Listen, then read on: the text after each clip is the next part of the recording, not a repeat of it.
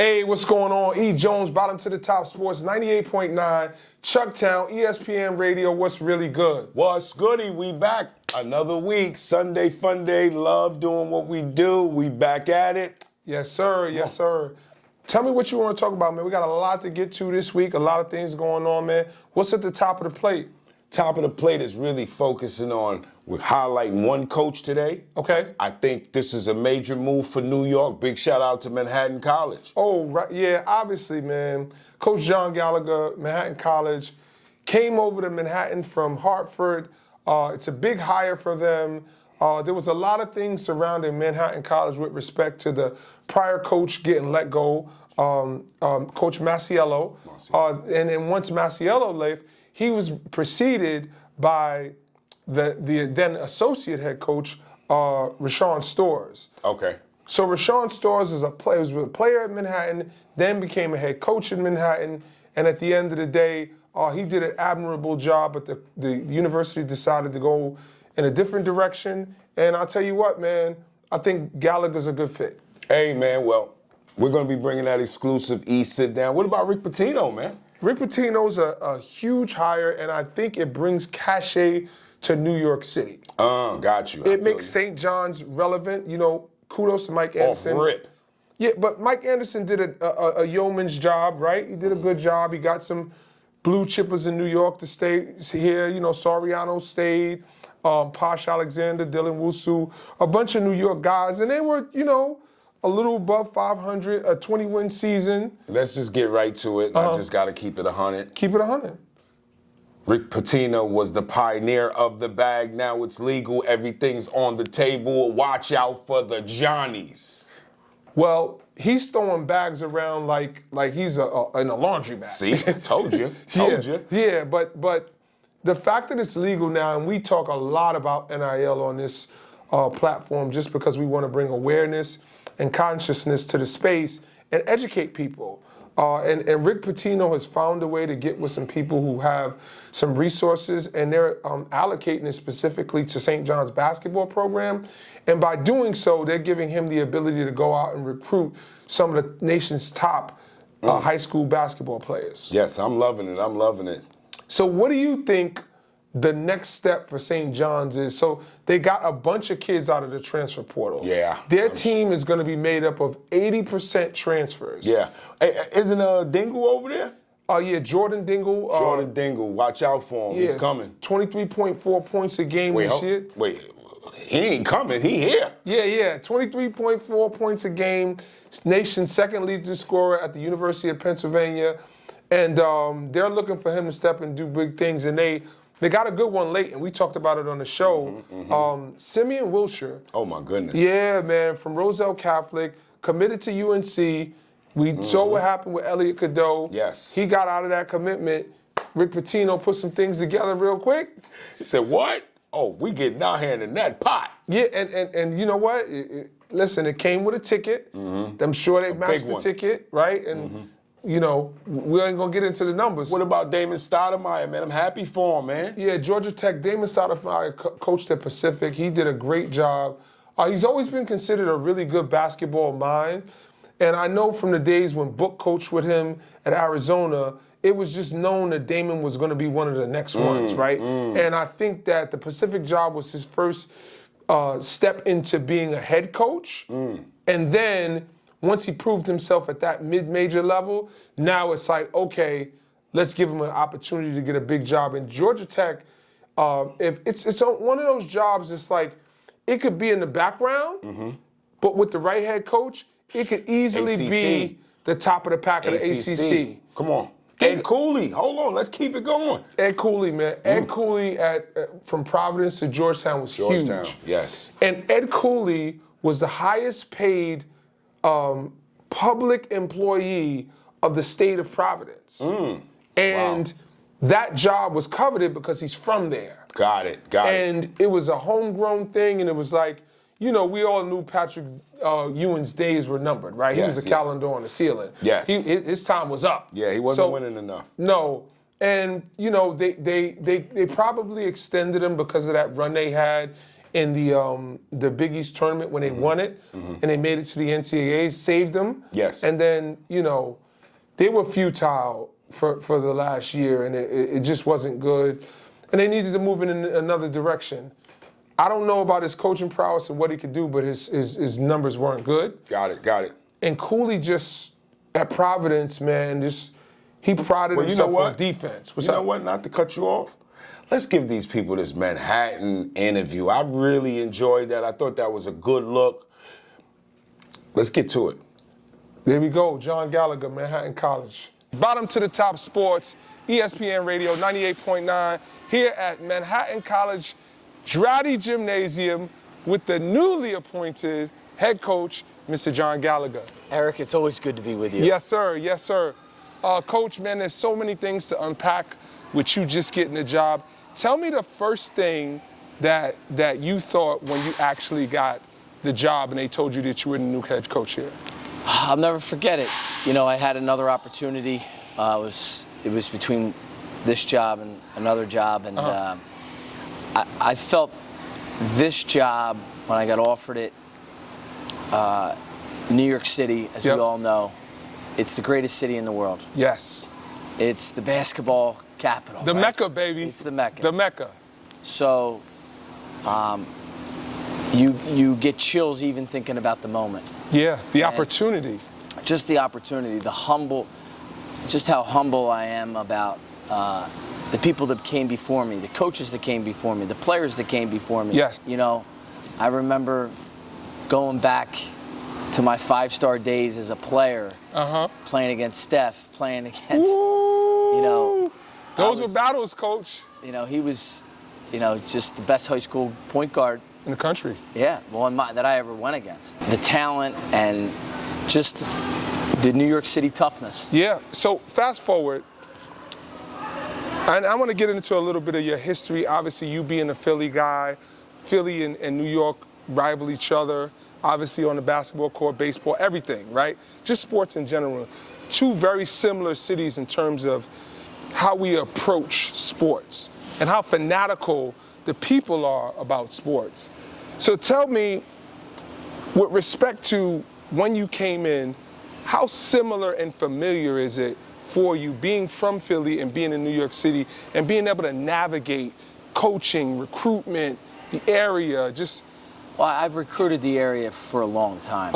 Understanding the AAU scene. Yep, that's important. 25 years in the business, I understand who's who. I know how to navigate it. Now, I haven't lived in the city, so I have respect the fact that I'm going to come in. I'm not going to come in and not have a New York City guy on my staff. There you go. So you have to respect. It's not your first rodeo, baby. You gotta understand that if you want to recruit New York City, you have to have a New York City guy. Somebody who's respected. So I hired Anthony Duran, who's been, first off, he's become a really good friend. Yep. But he's a great worker. Yep. He's a great person. He represents the program in a first-class manner. Yep. So Anthony has just done, he's opened doors for us because reality, people love him. He's been able to make his way and he's been on so many different sides of basketball, right? Anthony, I remember him when he was working with Reebok. Think about his different people that he's touched in the city. Right. We could go to Queens, we could go to Brooklyn, we could go to, obviously, the Bronx. He really run, he knows every... Open door policy. He's got it. He's got it, and it's very impressive. I've been doing this. I can't talk too much. I can't say too much good stuff about Anthony because, he's a good friend of mine. He's getting all these kudos that he's going to try to take over my show. Next thing you know, he'll be telling me he's sitting in my seat and I got to move over. So let's stop talking about him. Let's stop talking about him. No, that's my guy. Always love for AD and all the great work that he's done. So tell me what was a challenge for you. Coming in, you get the job. Obviously, team was okay last year, but you want to be able to make your stamp right away, right? New York is a city that's, when you're hot, they love you. You're not winning games, not so much, right? The papers are after you, the fans are after you, the students on campus. What's up, right? And Manhattan College it's been a very interesting dynamic over the last 30 years with respect to being really, really good, being middle of the road, and kind of in the backdrop of the Big East and Ione and all of that. So how do you tackle that in your head and say, this is how we're going to approach this thing?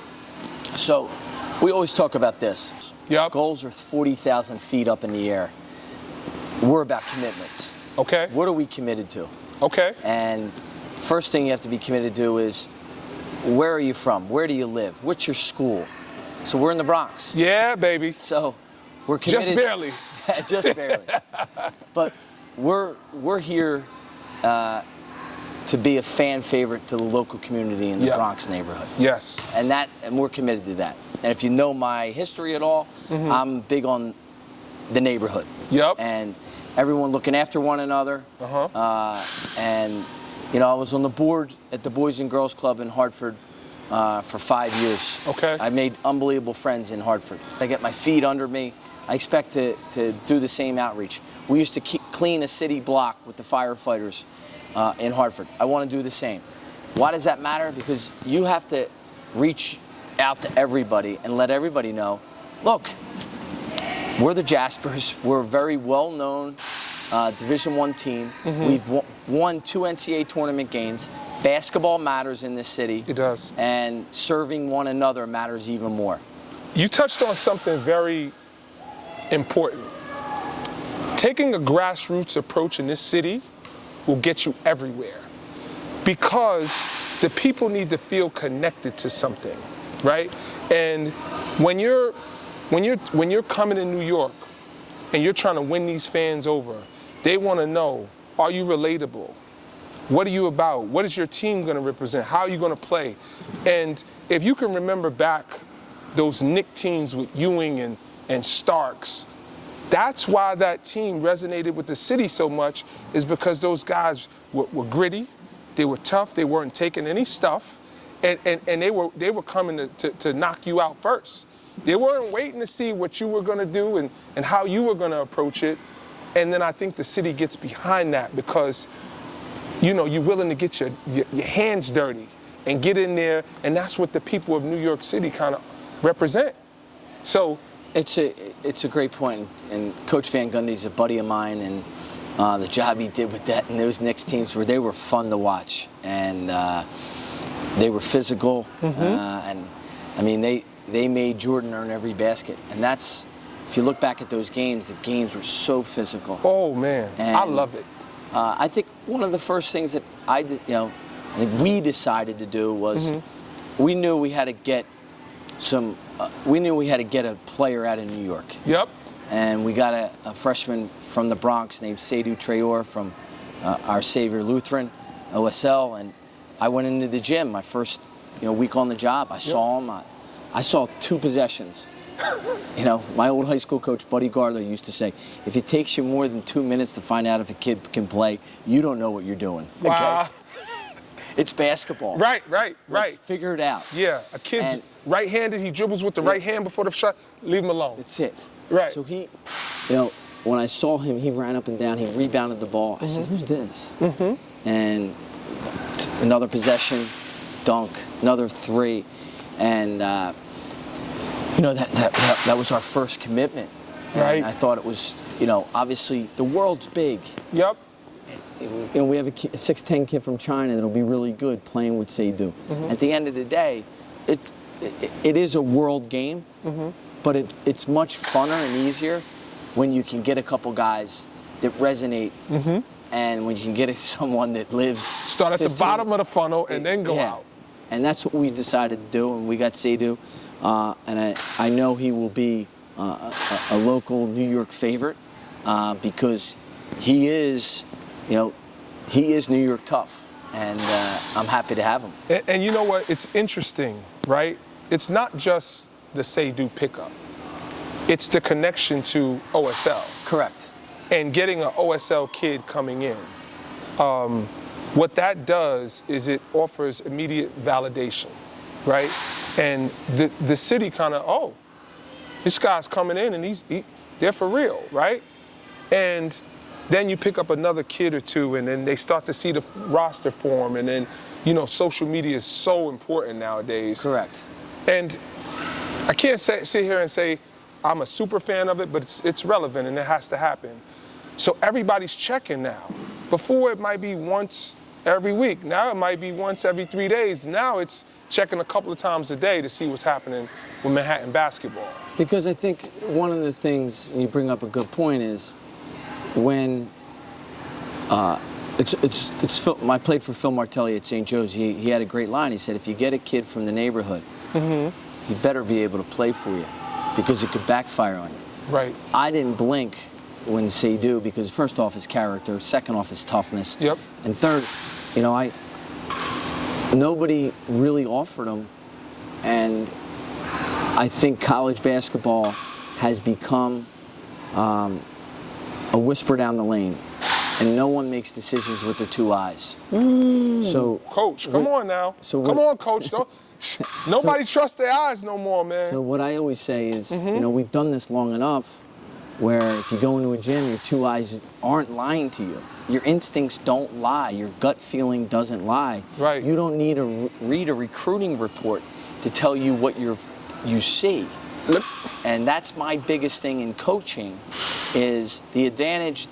I know what my eyes are seeing. Yeah. I know I have scars on my back from Hartford. Right. I'm not a first-year Division I coach. I'm a 13th-year Division I coach.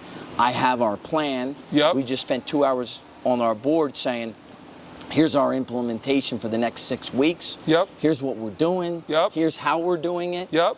And here's what those scars, that organization goes into recruiting.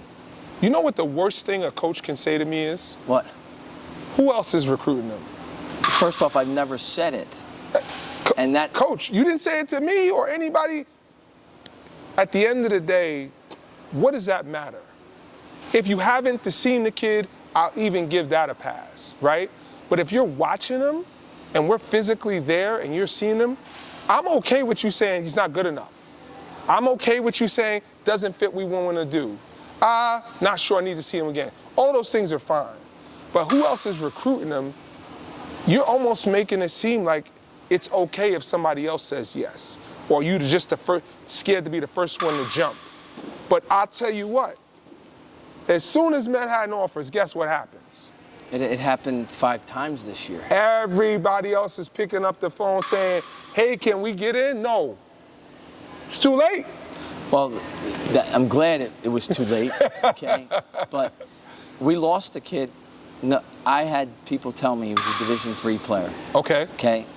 And a kid from the state of New York. And long story short, 5 or 6 schools, some in our league, some outside our league, that came in, right? And I thought, man, this is fascinating to me. And one of the things that I decided to do, and I stole this from my good friend Mike Martin at Brown, was we're going to stop offering kids until they get on their visit, okay? Because it brings too much attention to them. Right. And then all of a sudden, like, this is a great place to go to school. This is the best city in the world. Right. We're not selling you something bad.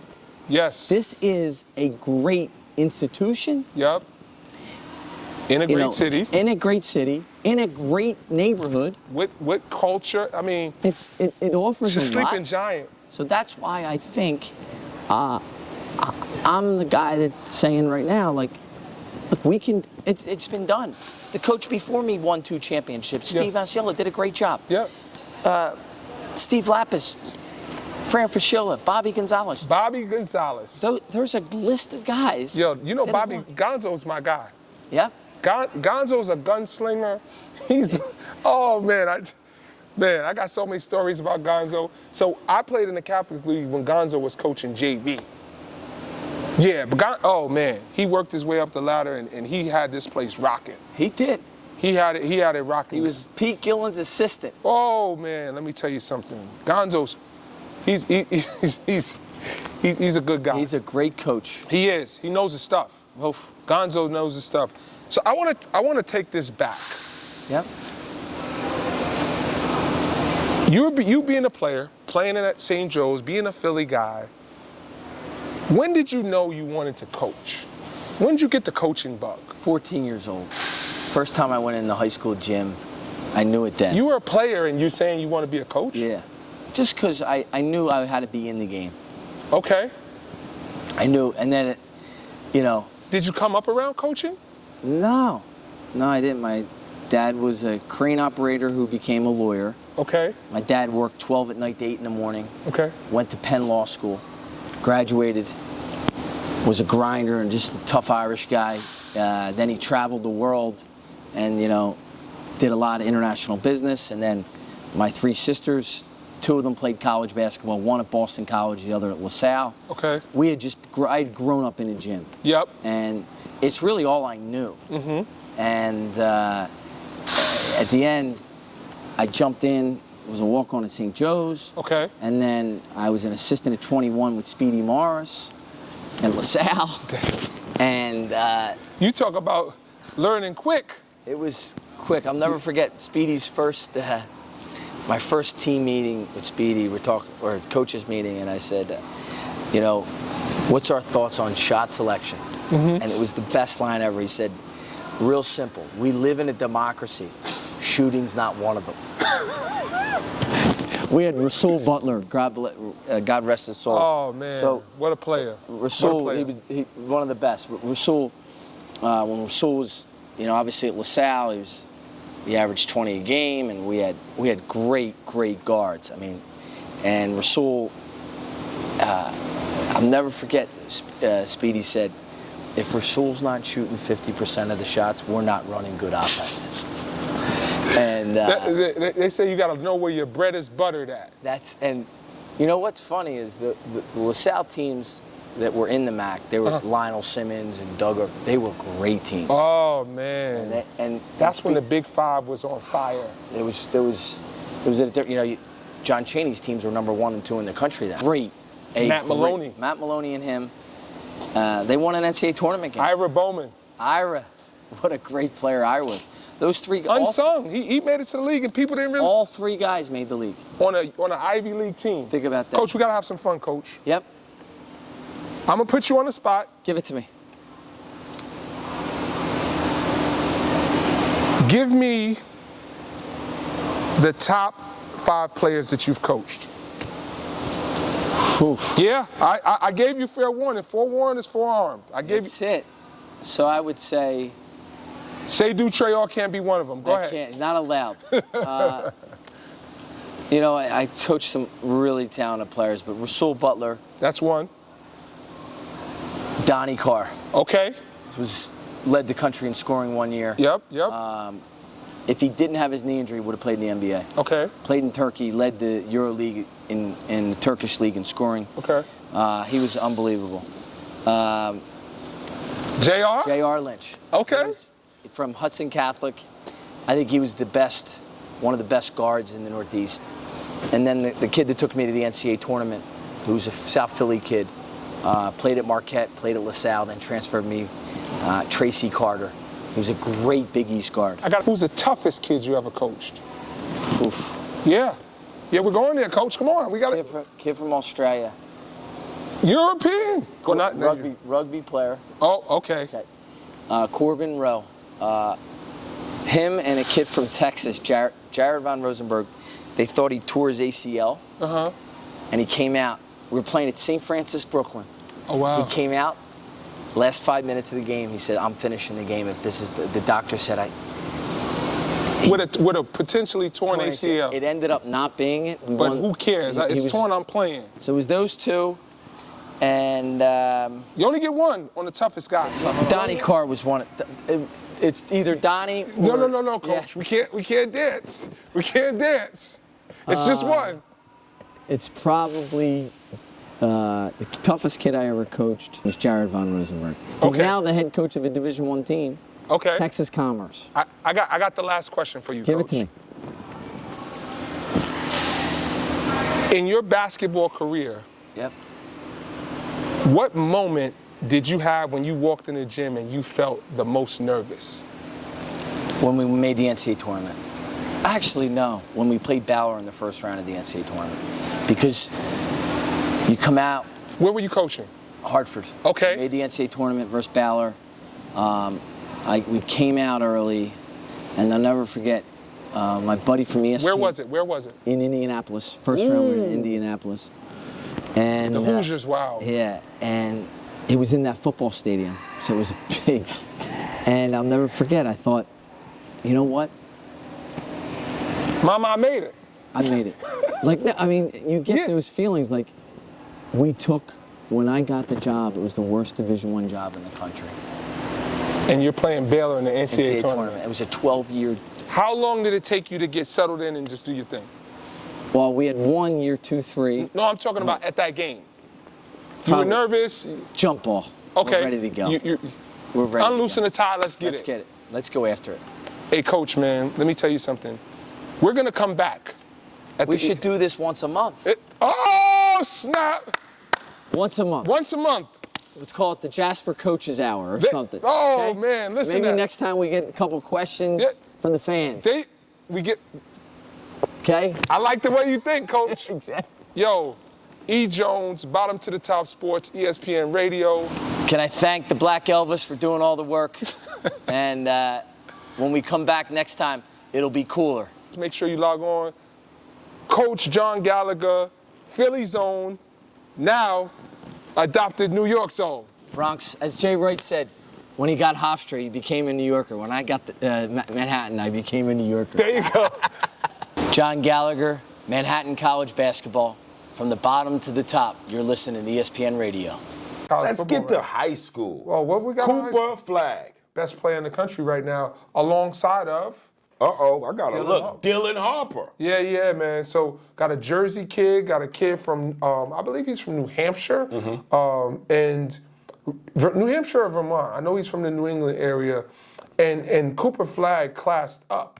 I know, isn't that crazy? I didn't love... Just like Elliot Cadeau. Yeah, but I didn't love him playing 16U. But, you know, he dominated. He did what he did. He's just a great player in and of himself. But he classed up to the class of 2024. Let me give a shout out. Big shout out to Cato Miller. I seen that video you out there killing. Keep it up, kid.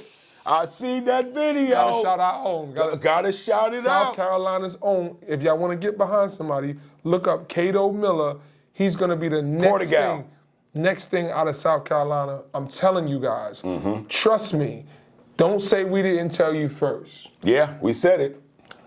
What else we got, L? Ian Jackson. Yeah, Ian. I mean, would you say he's definitely top 5? You know what? Ian Jackson could be the most interesting and electric player in the class of 2020. See, but one thing and we're not going to go too deep into it, but it's about character and it's about understanding your brand. And I've been around that kid numerous times and seen how he interact with the kids. I've seen how professional he is.